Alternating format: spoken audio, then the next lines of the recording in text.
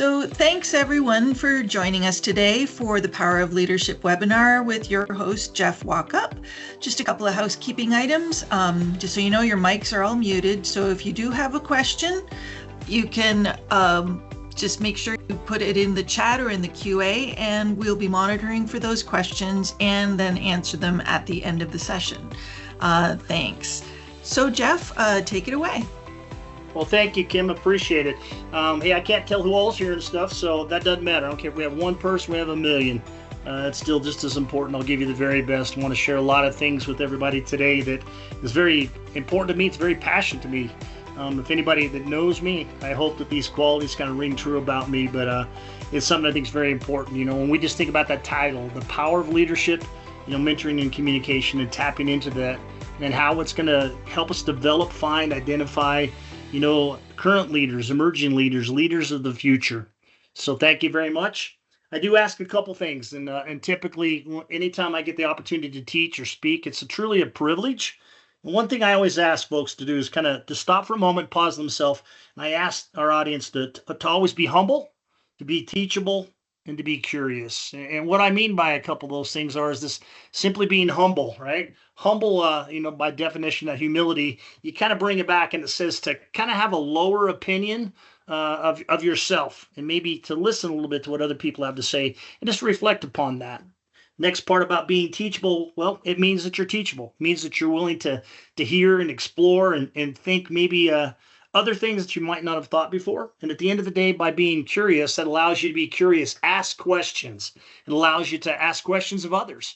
And then that means that you're always looking and you're observing. And at the end of the day, you want to be able to make anything that you jump into better than it was when you got there. And with that, I think we can kind of move on to a couple things and kind of enjoy it, if you will. You know, I was sitting down the other day and I was thinking about the idea, and I like to get up in the morning early and read. You know, I read typically 5 or 6 different books a year, something kind of geeky, you know, staying relevant in our industry, something you know, as thick as current events and history. Then I like to read something, you know, just fun and entertaining for myself. But as I was thinking there, I thought about sports. Sports has been very impactful to me, probably a lot of you in the audience today. And the first things that kind of came to mind is I thought of a football field. If you take a football field and from the back of the end zone from one end to the other, it's 120 yards long by 50 yards wide. And then I thought of swimming. I'm not the greatest swimmer in the world. I did a bit of it back in my military days. Us kids in Colorado, we don't have a lot of water, right? But I thought of an Olympic swimming pool. It's 50 meters long by 25 meters wide. I thought of basketball. Now, I'm definitely not the greatest basketball player in the world. I'm a short, stocky guy, but I set good picks. And I thought of basketball. That court's 94 feet by 50 feet. And then being that Fluid Life's Canadian company, you got to include hockey. And so hockey's a little bit different. You're going to have the NHL rink. It's 200 feet by 85 feet. Then you got the Olympic or international rink. It's 200 feet by 98.5 feet. And then lastly, baseball. I played baseball, you know, in high school and college. And baseball, you know, it's got a couple different things about its dimensions because of the way that where it's built, you know, historical things, you know, the cost, the infrastructure, the location in the city or whatever. But inside that baseball field is going to be 90 feet to each and every base. It's going to be 60 feet, 6 inches from the pitching mound to the home plate. Now, I share all this with you guys to basically say that in life, in sports, in business, the playing field and the dimensions are set. Let me say that again. The playing field and the dimensions are set.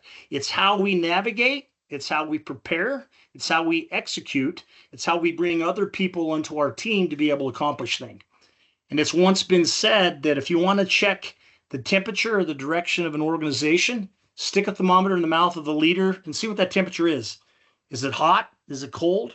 Is it lukewarm? And think about lukewarm.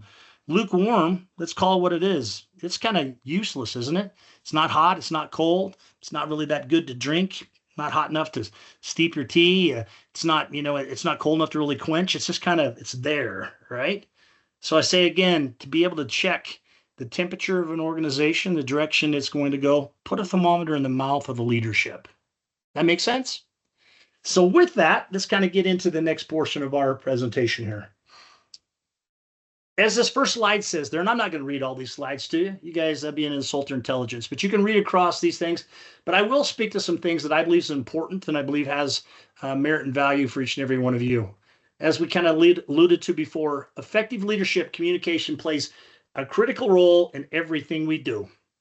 Everything rises and falls on that. And I definitely want us to think about that, because regardless of who you are, what title you may have, what position you occupy, corner desk on the bottom, on a shop floor, whatever industry you come from, wherever you work, everything does revolve around that leadership. And leadership really, my friends, is nothing more than influence.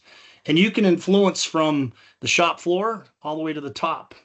And think about that a little bit. Each and every one of us should think of ourselves as a leader, because we have the ability to impact and lead other people. I was reading some statistics, and it said that about 40% of the people in a post-COVID world are going to retire within the next year or leave their current job. Why? Why is that? Well, we'll leave it as a rhetorical question. You can ask yourself that, but I think a lot of those things is that they see that there's no opportunity. There might not be any growth. Nobody has spent time in them to try to invest in them, to bring the best out of them. And as I said before at the beginning, to try to do something, anything we're doing, we should consider that to do well in it. Anything we're doing we should do it well. Now, when I think about these things and these ideas about effective leadership, we want to think a little bit about a couple other things too. We live in a world, many of us come from a technical background, we're engineers, and we think about big data and digital twins and condition monitoring and all those buzzwords.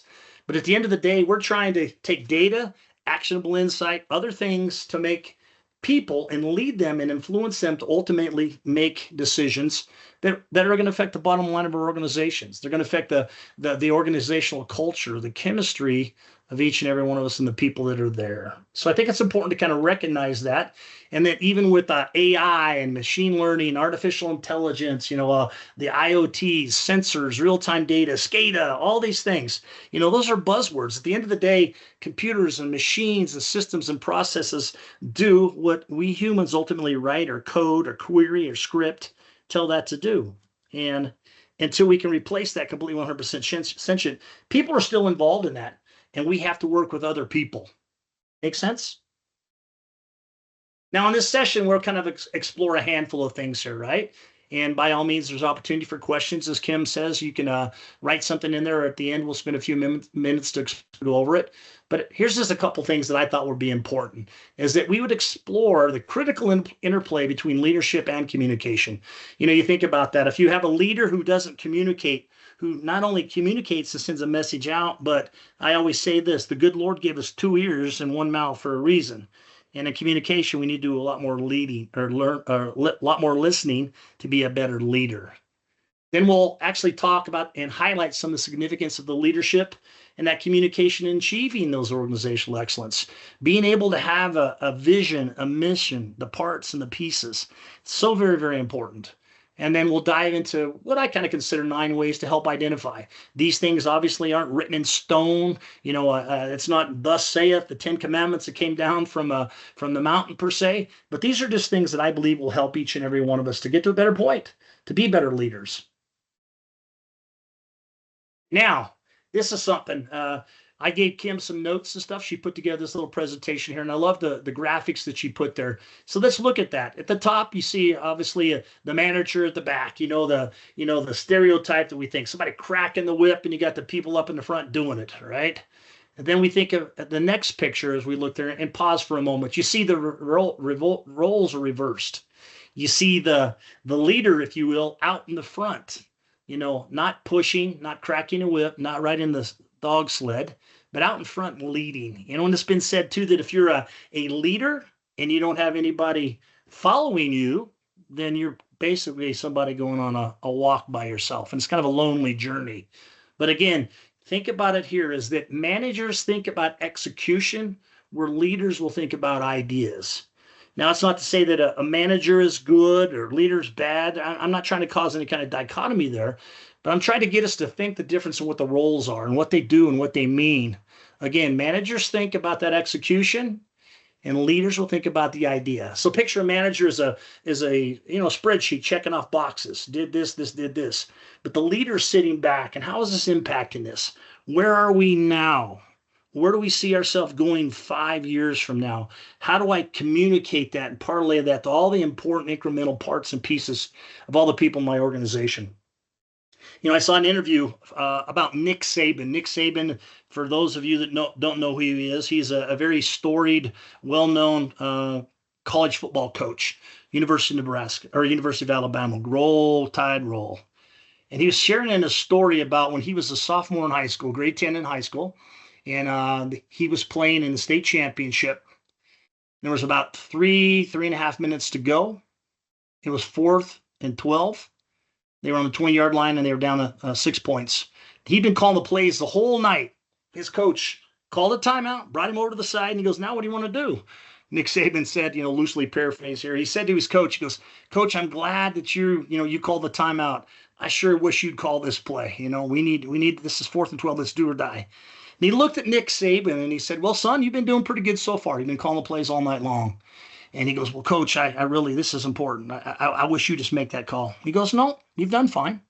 He says, "But this is what I would say to you, Nick, is don't focus on the play, focus on the players." And he paused for a minute. Then he pointed out to number 13, and he pointed out to number 20. He says, "You got the fastest kid in the state. You got the second fastest kid behind him. Put the ball into one of their hands. Don't focus on the play, but put the ball in the hand of the players." And I wrote that down to myself, and I thought that means a lot because as a leader, and I consider myself a leader, I hope you do too as well, consider yourself one, as you think about the other people that you've been blessed and gifted with to be able to speak into their lives, to work together, to empower them, to equip them, to give them a cover and put the ball into their hands. It's not about you, but it's more so about how you would cast that vision, think about those ideas, put the ball into players' hands. Now we need to think a little bit more too. Some of us, regardless of where you're at in your career, you've been there for many years. You might be young in your career path. You might be in the twilight. You might be at the end. I don't know. But in that, we need to realize that somewhere down the line, we have to have a legacy. We have to have the ability to pass on some of the things that we're thinking about, right? So we need to look at the idea of being able to bring in, to spot, to recognize other people that are high performers that you've noticed. You see that they've got substantial influence in the workplace, the marketplace, whatever it is that you do. And then you got to realize that these well-placed change agents, they can come alongside you. You can trust them and you can inform them, and you can take those young people that have proven skills and you can develop in them and you can build them. I sat down one time and I thought about some of the leaders in my life that were very impactful to me.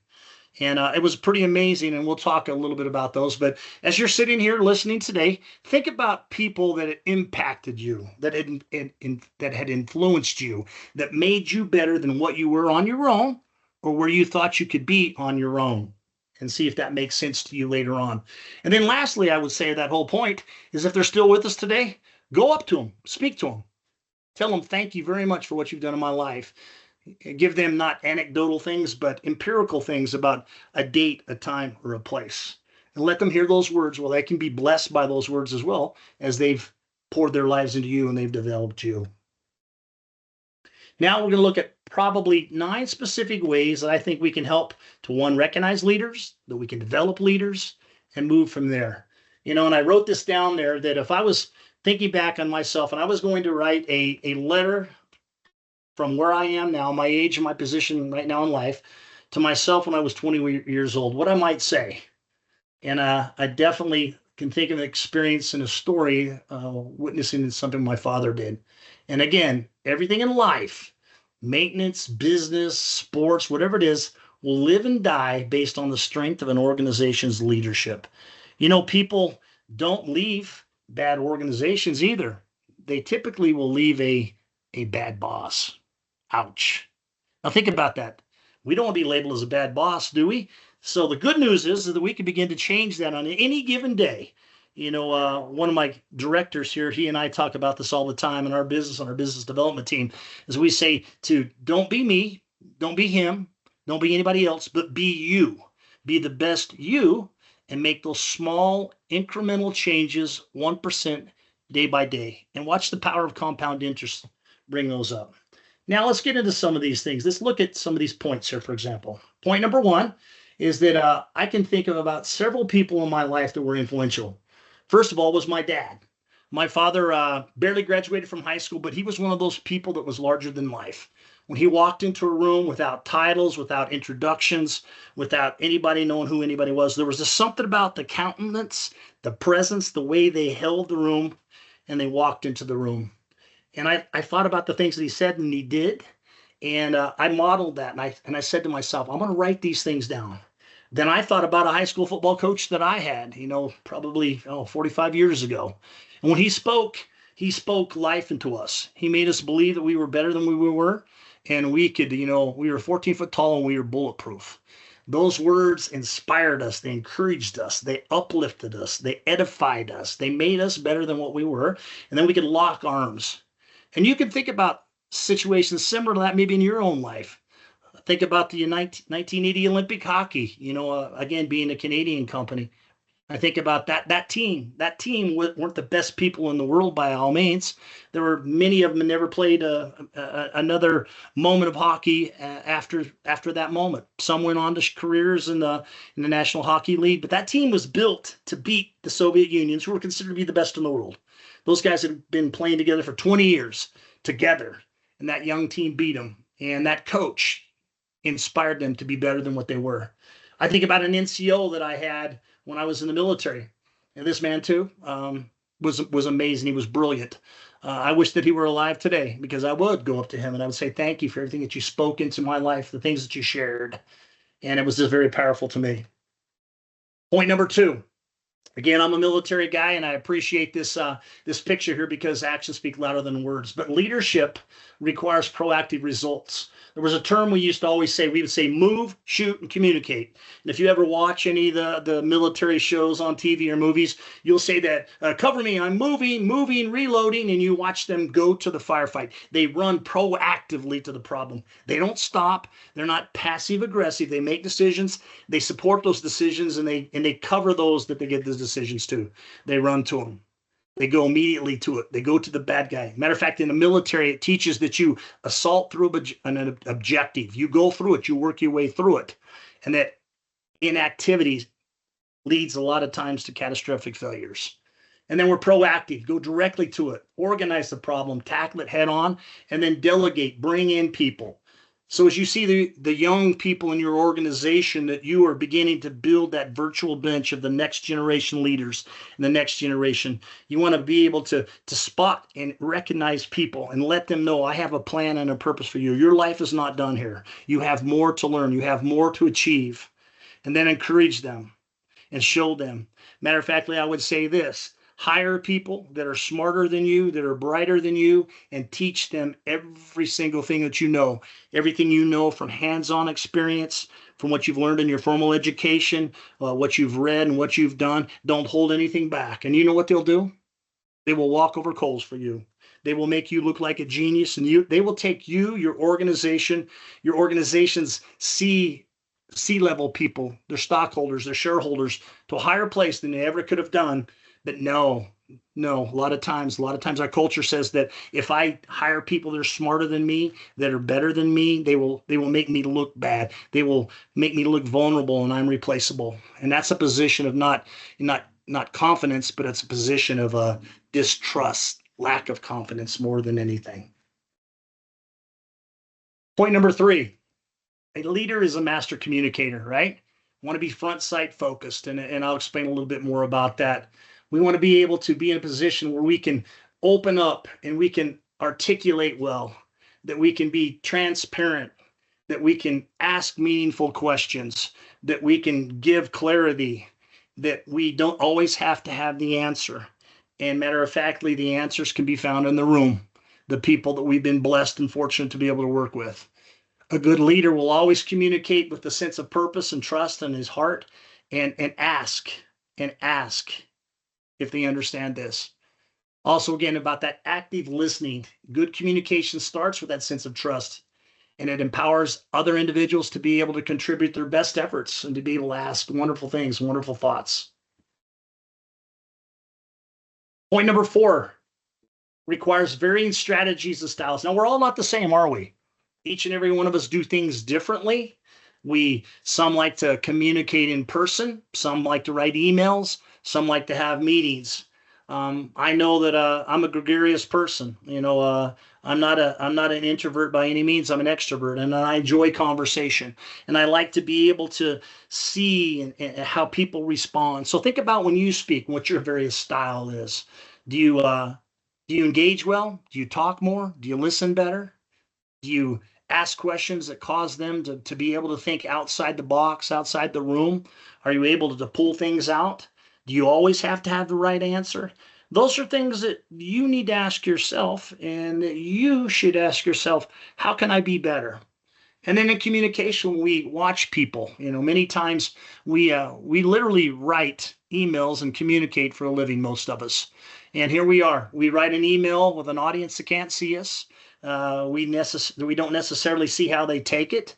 The pause, the flexion, the tone of our voice, the speed of our voice, the meter, the cadence, all those things are important. And then not being able to see body language.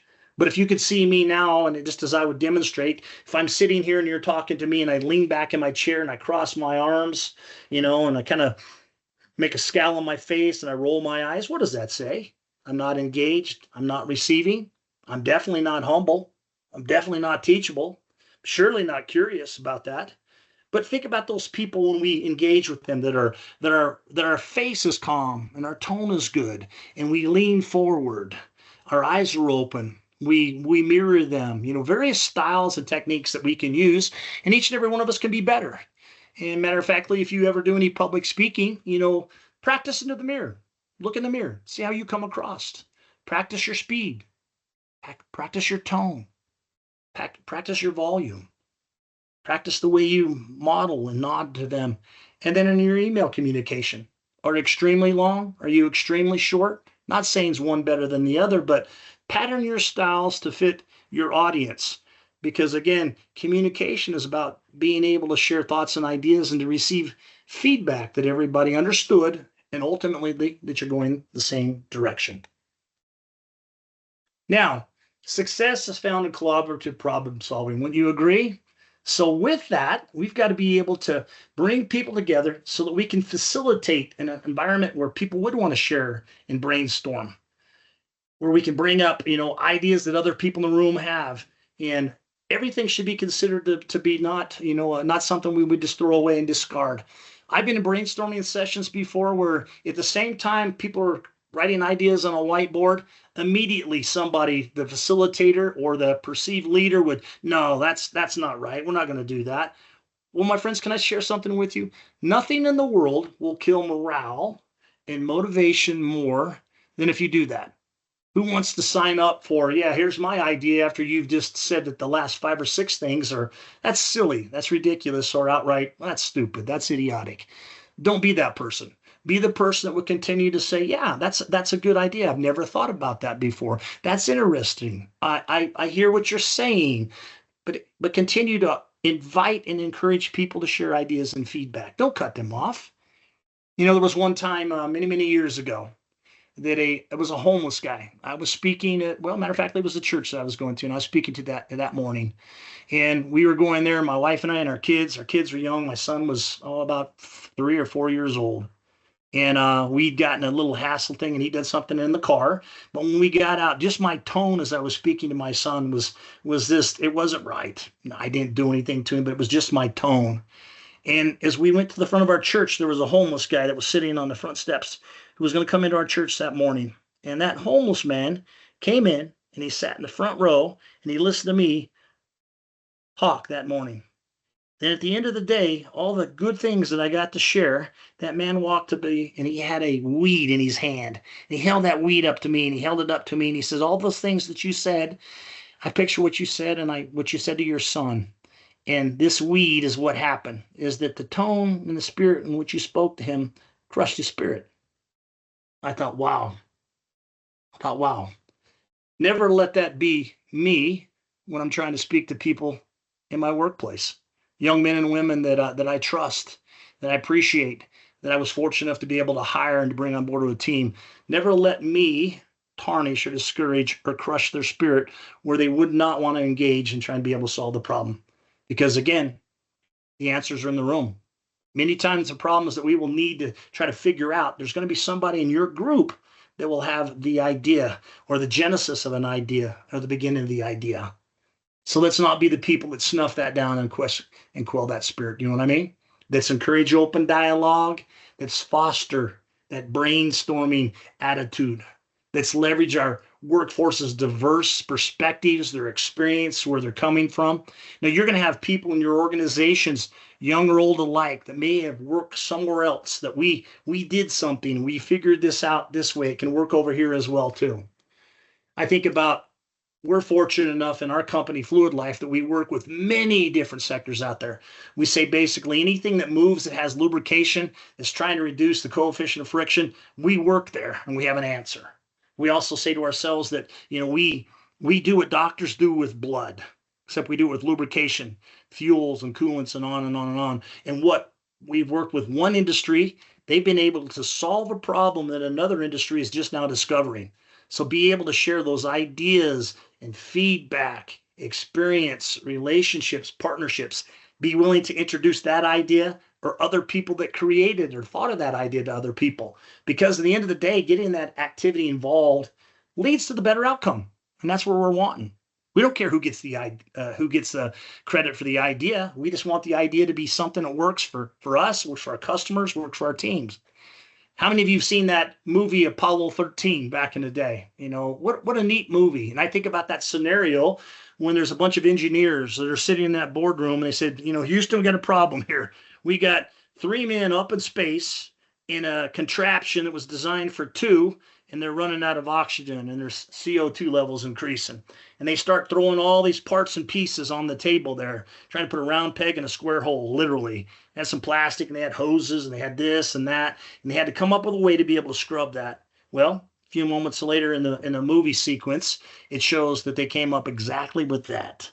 The power of the human mind put together, working together with empowerment, with people saying it's okay, and to make a major decision that affects everybody and influences the outcome. Point number 6, the power of building relationships. Once again, guys, I don't think we can ever understate that. Strong leaders are mentors to others, and we never want to underestimate that. As a leader, you're not there by accident. You have worked hard and you were purposely chosen for the specific strengths and the potential, and along your pathway to leadership, somebody mentored you. Think about that. Somebody mentored you. Or maybe you come from a place where you didn't have a good mentor. You could probably write a textbook example of what not to do simply by what was done for you. I've been fortunate. I've had some pretty amazing people in my career, shared a couple stories, about 3 of them. Then I've also had some ones that I thought, I remember I worked for a gentleman about 20 years ago. I would write a white paper or something like that for something that was scientific or very technical. He would take that white paper, he would rip the cover sheet off of it and put his own on there in front of me. And I remember saying to him, one of these days you're going to have to go to a conference or something and you're going to have to speak to that I wrote for you. It would be no different than you taking a letter that I might have wrote to my wife on our honeymoon, talking about how great it was when we went to Hawaii and what we did on the beach and where we ate dinner and all that. And he's reading that same thing to his wife, only for her to say, "What? We never went to Hawaii. You didn't take me there." So again, if you're going to be a mentor, be a good one. If you're going to be a leader, be a good one. Make sense? Part number 7, it requires accountability. Those are some Alice words, aren't they? We live in a world that doesn't want to take accountability for a lot of things. We want to get the credit, and we want to say, yep, that's mine, and we want to take, and we don't want to give the credit to other people. But my opinion is that leaders set an example, and we hold ourselves accountable, and we hold ourselves accountable. Our words matter, and once we say them, we need to put them into action. I grew up in the generation, a time frame when we say, don't do what I say, but don't do what I do, but do what I say. And I remember thinking about, wow, that's a pretty strange thing. And our children and the people that we work with, they see what we do as leaders and what we do in limitations. They will do it excess. They will see that it's okay to do it, so we'll do that as well too. Almost kind of like the Pavlov's dog in a lot of regards. So when we do things, let's do the right things because everybody's looking at it or watching us, and our words do matter. Think about too, what a definition of what integrity is. Integrity is what you do when others aren't watching. That's important. Are you consistent in that? Are you hypocritical? Do they become hypocritical? And think about where that maybe came from. But holding ourselves accountable too. It's been said as well too. If you take your hand, every one of you that's sitting here with me today, if you take your hand, your right or your left hand, and you extend it, and you point your index finger out and your thumb up, you've got that finger pointing out, pointing to somebody. But then you'll notice that you've got three fingers pointing back at you. And that's what accountability is. And our world lacks accountability. Our world lacks trust. Our world lacks character in many regards. And it basically, in my opinion, does come from poor leadership. Now, some leaders that are there in leadership positions and roles, it's not necessarily their fault.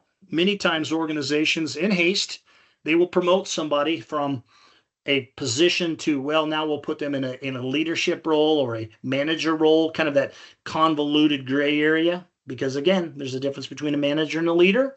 And they'll put them in some of those positions where they're not necessarily the best one, but they are there because they've been there the longest. Or, they're pretty sharp, they're pretty good. We need somebody, right? Are they necessarily the best one? I don't know. You answer that question.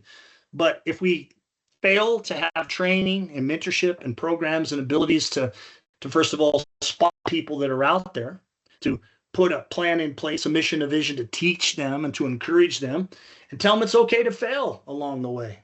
Those are important things we need to be able to do. Now, share our successes and failures. This is something I think we could probably talk extemporaneously for a long time. When we speak of our success, we speak of pride. And when we share our failures, we speak of humility, teachability, and a special place of vulnerability, don't we? Individual success, in my opinion, often neglects the team's efforts as it's all about me. But effective leaders, they're not the first ones who want to jump on and take credit for everything. They want to give credit for a team effort. They acknowledge the contribution of all the team members. Every single person there, from however large, small contribution is, it's all the same. It's all the importance. We think about the human body. The human body, we got 10 fingers and 10 toes and 2 eyes and ears and all the things that go with it. We've got all these amazing things. And is any one more important to the other? No, we need them all. And that's the same way it is in an organization, is that we need each and every individual part and piece as we're going towards a direction, a purpose, and scope. And effective leaders, and that's us, that's everybody here today. You were here because you thought somehow, some way, there was a time and a purpose or reason, a little small thing that you might get today from this that would come here and help you to become a better and effective leader. Effective leaders, my friends, acknowledge the contribution of all team members. And when leaders share success, it shows they value the team's contributions and can develop and reinforce a total collaborative culture. This shared credit is motivational. It encourages the entire team to continually improve and strive for more success and more success and more success, and not to be happy with the status quo. I would say this too, and you tell me if I'm wrong, but the best time for us to make improvements is not when we really sat back and failed and lost everything, but it's when we're continuing to win. Now, let's use this in a sports metaphor illustration again too. Pick whatever team, your hockey team, the Stanley Cup winner, the World Series winner, the Super Bowl champion. After they win that game, they go in and they'll begin to start, wow, we're great. We're drinking the champagne. We're celebrating. We did all these great things. The true good teams are going to say, this is good. Let's enjoy this for a moment. Let's have a short memory, but could we have even done better? What about that first down that we didn't get? We dropped the ball. We got a penalty. We didn't do this. We didn't do that. It's easy for us to lose a big game, to get blown away in the big game, national TV, and then immediately go into the locker room, and start to say, could have done this, could have done this, could have done this. People will make change when they fail, but the best time to really make change is when you're doing well, because that sets you in a mindset of continuous improvement. Does that make sense? Now, the empowerment of the team members. This is something that I think is extremely powerful. Effective leaders want to see their team members thrive. And if you don't, that's a gut check. If you don't want to see your team do good, then shame on you. I know of countless stories, countless people. I've even experienced my own self at a time, and I'm humble enough and transparent enough to share that with you. When good things happen to other people that didn't happen to me, I was kind of envious about that. But then I stopped and I says, that's about me. I was envious of what they did. But if you stop and you think and you're happy for when success and good things happen for other people, then you allow them to thrive and to encourage them. It's like taking a house plant and opening it up to sunshine, giving it fresh water and fertilizer. You just put it in an environment to continue to grow. And people are like that. But people are also a lot like water and electricity, that we like to take the path of least resistance. I hope that's not any of us. Next, when we empower team members, that means we provide a learning opportunity for skills enhancement, job satisfaction, career growth, opportunity to give them training, to expose them to new tasks, new things, new opportunities for people to become even better than what we are now. You know, people right now all across the world are quietly resigning.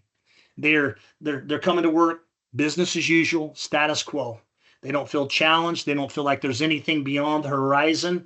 You know, they can't even, they have a hard time making it to the end of the day, let alone minute by minute to make it to lunch, to make it to coffee breaks. They feel like that they don't matter, that nobody hears them, that there's no plan in place. That's where we got to nip that thing in the bud, each and every one of us. We got to be willing to say that people matter so much and their success is so important that we're willing to do everything in the world. It's been said that people don't get good training where they're currently at. So the answer to the axiom becomes that the greatest training they're going to get is the next employer they're going to. Or when they get there and they don't have that, then they look back and they say the best training I had was the place that I just came from. Let's be a place where people stop and say, I can learn more here. I've got more stuff to develop here. I've got more things to add to my character by the people that are here that I'm working with. Let's make it so that it's a burden not to be here rather than a burden to be here, if that makes sense. And I think about ways that each and every one of us can provide learning opportunities for skills and enhancements. Sit back each and every day. Think about the opportunities that maybe you did or you didn't have, and how you would have liked to have changed the script on your life if you could go back in time and do that. Be willing to ask them. You as a leader, if you're managing people, leading people, you're probably familiar with conducting one-on-one meetings and stuff like that.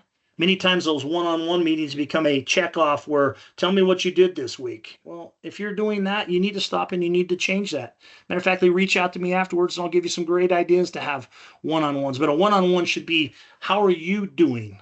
What challenge do you have? What tasks can I take off of your plate?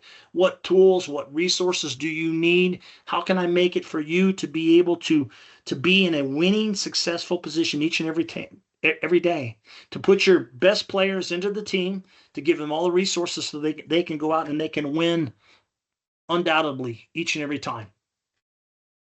Now, in summary, there's a lot of things that we could package up here, and we have about 45 minutes all total. So we're about 40 minutes into it. So I want to leave you like a few minutes here at the end for any questions that you might want to have, any thoughts, anything that maybe inspired you. But when I think about being effective, I think about swinging for the fence. As a baseball player, that's the greatest thing in the world. You step on there, bases are loaded. You're the go ahead run, and you step up there and you look and you say, I'm swinging for the fence.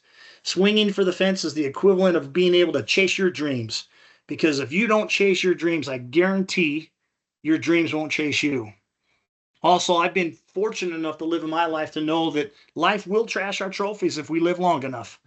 But in the same conquest, that same race, the same dimensions of those fields that we talked about at the beginning, is that life will reward a lot of trophies through hard work and effort. You know, it doesn't take much talent to be kind, to show up on time, and to give the best. And of all the things in the world that I can or cannot control, I can't bank time. I can save baseball cards. I can save money, but I can't bank time. I've got 24 hours in a day, just like each and every one of you. Tick, tick, tick, tick, tick. And I can make the best of each and every one of those moments of the day by controlling my attitude and my effort. That's the only thing we can control. The rest of it is out of our hands. But if we will come and we will do that, swing for the fence in everything we do, I guarantee we'll have an effective life and have an impact on others. Next point I want to share there again is leaders who communicate well can inspire. They motivate and they guide their team towards achieving organizational goals. If you don't have goals, if you don't have a mission, if you don't have a vision, start with there. Start simple, start easy, start with things that your team can accomplish. Don't demoralize them, but give them little incremental things that each and every day they can make progress to. Little by little, inch by inch, step by step, by candlelight if necessary, and watch, like the compound interest, to watch that build up over time. Next is that strong leaders will foster collaboration, innovation, and adaptability by using all the communication styles, strategies, tools that they can. Be creative.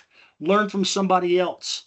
Model things that you would want to do by what is done for you. Do things differently than what was done for you. But be the very best you and be able to be valuable. Everything that you say, everything you do, every email you share, bring value. Bring value to your internal team. Bring value to your external team. I think if you're an outgoing business development person, you're calling up people, you're doing lead generation, cold calls, on and on and on, and you're competing against their time. And we talk about all these things we want to bring. Hey, sir, ma'am, I know you're busy. I don't want to waste your time. I'm coming forward to you. I just wanted to ask you about these problems, blah, blah, blah. Think about that as that you're wasting their time. So everything you do, bring value to them. Make life easy for them. Make it easier for them to see a way out and a solution.